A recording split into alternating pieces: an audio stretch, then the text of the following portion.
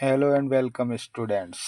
स्वागत है आप सबका आपके अपने यूट्यूब चैनल आलोक क्लासेज में।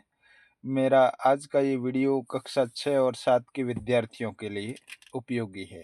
हिंदी की हमारी जो कार्य पुस्तिका है उसके कार्यपत्रक नंबर 31 से 50 तक संपूर्ण हल आपको इस वीडियो में देखने को मिलेगा। आप सोच समझकर अपनी कार्यपुस्तिका में समय पर भर पाएंगे। आगे बढ़ने से पहले सबसे पहले जो विद्यार्थी पहली बार मेरे इस यूट्यूब चैनल पर आए वे प्लीज़ इस चैनल को सब्सक्राइब कर लेवें, ताकि इस तरह के और गणित के, अंग्रेजी के कार्यपत्रक हल किए हुए आप तक सबसे पहले पहुंच सके। वीडियो को लाइक और दोस्तों के साथ शेयर करना और कमेंट बॉक्स में छोटी सी टिप्पणी जरूर लिखना है।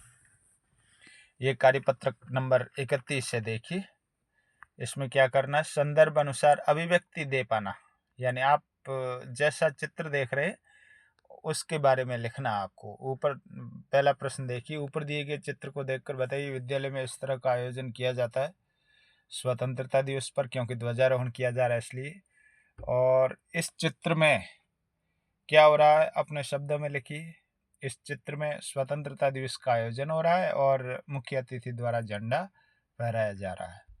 आपके विद्यालय में कौन कौन से पर्व मनाए जाते हैं वो नाम लिखना है। अपने स्कूल में जो मनाते, वार्षिक उत्सव, स्वतंत्रता दिवस, गांधी जयंती, शनिवारी गतिविधि और गणतंत्र दिवस, इस तरह के अनेक कार्यक्रम। फिर विद्यालय में मनाए जाने वाले उत्सवों में आप क्या क्या कार्य करते हैं, यानी आप भी उसमें हिस्सा लेते होंगे, भाग लेते होंगे, अपनी तरफ से गीत कविता जो भी प्रस्तुत करते वो इसमें लिखना है। इस तरह से बच्चों 31वां कार्यपत्रक हल करना है। कार्यपत्रक नंबर 32 में आइए, कौन से कार्यपत्रक में क्या करना है ये ऊपर क्लियर इंस्ट्रक्शन लिखे हुए हैं, उसको फॉलो करते हुए आपको आगे बढ़ना है। पहला प्रश्न 32वें कार्यपत्रक का देखिए, इसमें आपको क्रिया विशेषण यानी आप जो भी काम करते हैं उसकी विशेषता बताने वाले शब्दों की पहचान आप कर पाएंगे। पहला प्रश्न देखिए, वो आपकी स्क्रीन पे इस समय हल किया हुआ है, आप देखकर अपनी वर्कबुक में वर्कशीट भर सकते हैं। और दूसरा प्रश्न देखिए, दिए गए क्रिया विशेषण चुनकर वाक्य पूरा कीजिए। जैसे उदाहरण दिया, तुम्हें अभी जैसलमेर जाना पड़ेगा, अभी क्रिया विशेषण है। तो सूर्य सवेरे सवेरे उदय होता, ऊपर जो शब्द दे रखे यहाँ मैं थोड़ा सा आपको बता देता हूँ। जो भी सवेरे सवेरे ये शब्द यहाँ से उठाना था। कमला मेरे घर कभी कभी आती, ये यहाँ से उठा के आपको इस रिक्त स्थान में भरना है। ऐसे अब आप कब आएंगे, ये सारे रिक्त स्थान जो है वो आपको भरने हैं देखकर। फिर नीचे दिए गए वाक्यों में क्रिया विशेषण शब्दों को रेखांकित कीजिए, यानी जो काम हो रहा है उसकी विशेषता कहाँ बताई गई है वो आपको रेखांकित करना है। तो यहाँ पर मैंने थोड़ी लंबी लाइन खींची है। ये उदाहरण में जैसे आपको दिया हुआ, ऐसे कैसे वह पेड़ के नीचे खड़ा है, यानी खड़ा क्रिया जो हुई है वो पेड़ के नीचे, इसलिए ये क्रिया विशेषण हो गया। कल आओगी क्रिया विशेषण हो गया। इस तरह आपको देख के हल करना है। आगे ले चलता हूँ।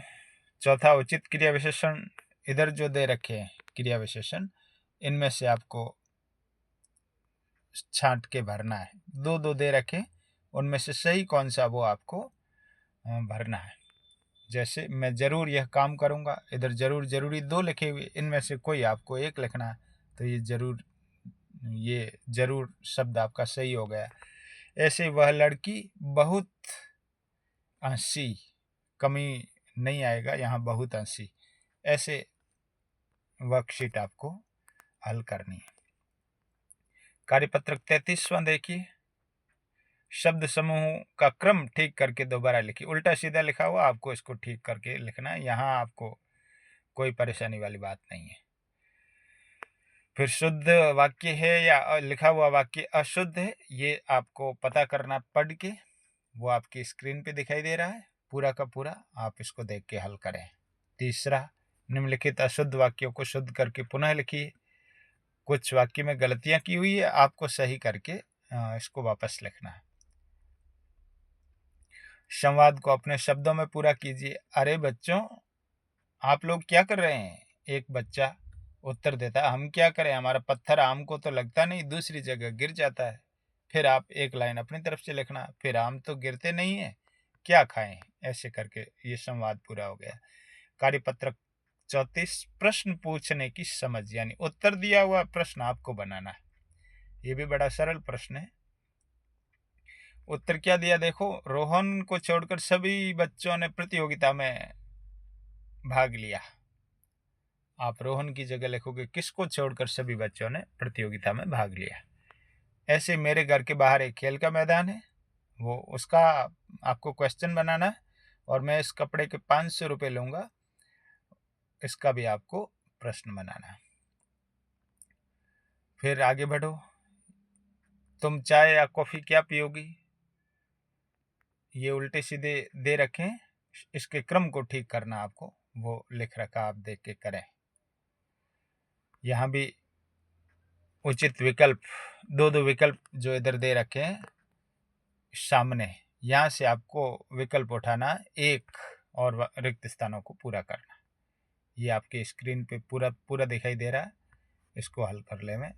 कार्यपत्रक नंबर 35, कहानी को पढ़ना है और नीचे दिए गए प्रश्नों के फिर उत्तर देना है।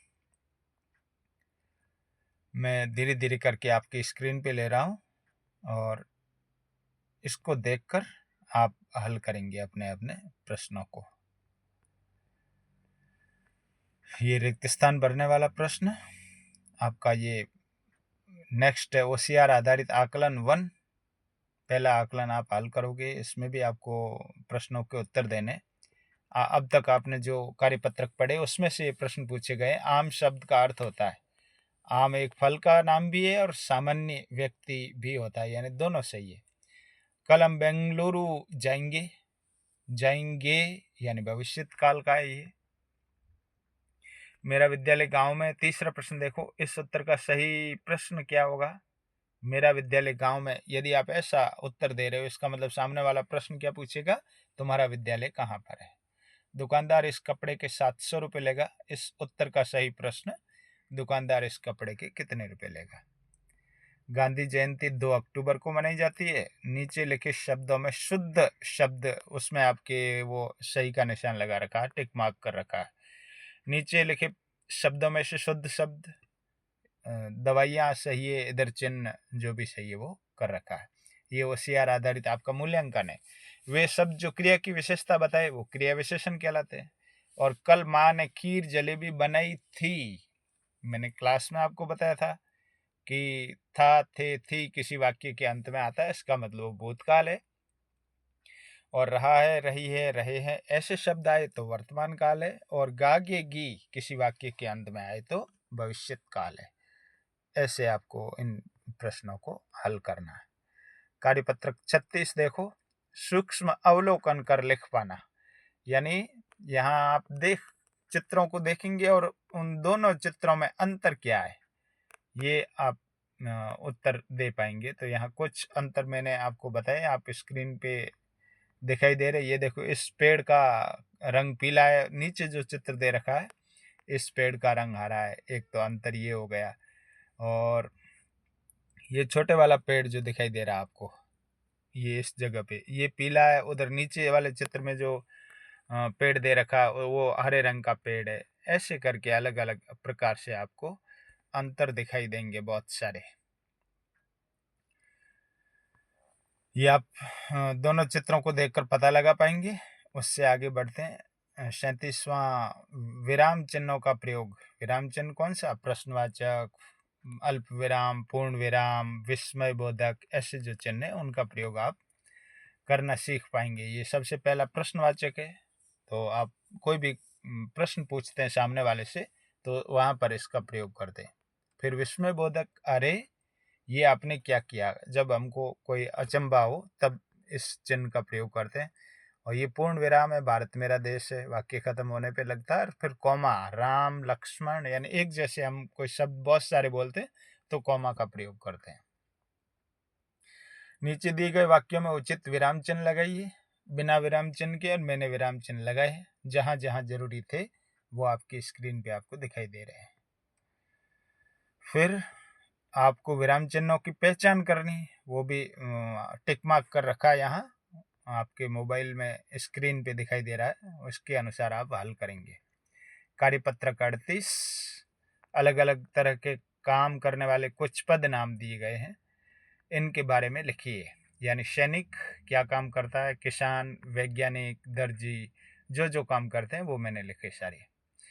ऐसे इसके अलावा भी आपके पास आसपास होंगे कुछ लोग जो काम करते हैं, जैसे लोहार, दुकानदार, शिक्षक, हलवाई, ये जो जो काम करते हैं वही आपको लिखना है। कार्यपत्रक 39 देखो, एक ही शब्द के दो अर्थ निकलते हैं, तो आपको दोनों अर्थ लिखने हैं और दोनों अर्थों की एक एक वाक्य भी लिखना है। जैसे हार के दो अर्थ, हार यानी पराजय, और हार का मतलब माला भी होता है, वैसे उत्तर, यहाँ एक वाक्य में समझा देता हूँ, इसके बाद आप आगे बढ़ना।